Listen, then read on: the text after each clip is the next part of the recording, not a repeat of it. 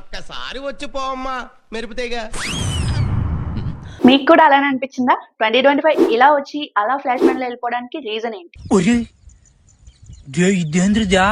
First reason, మన brain కి ఏదైనా కొత్త ఎక్స్పీరియన్సెస్ ఉంటే మాత్రమే బ్రెయిన్ టైం ని స్లోగా తీసుకుంటుంది, లేకపోతే ఫాస్ట్ ఫార్వర్డ్ లో మూవ్ అయిపోతుంది. మన బ్రెయిన్ టైం ని క్లాక్ తో మెజర్ చేయదు, మెమరీస్ తో మెజర్ చేస్తుంది. అంటే మనం కొత్త ఎక్స్పీరియన్సెస్ చేసి కొత్త మెమరీస్ ఇస్తే మాత్రమే న్యూ డే లా కన్సిడర్ చేస్తాం. మనకి డైలీ సేమ్ రొటీనే కాబట్టి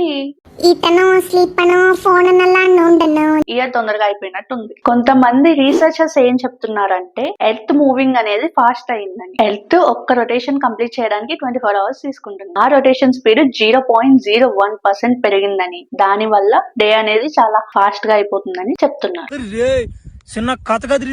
2026 కూడా వచ్చేసింది, చిటికేసే లోపు అయిపోతుంది. So be attentive. అని మీరు ఏదైనా పని చేయాలనుకుంటే పోస్ట్ పోన్ చేయకుండా చేసేయండి. Happy new year to all.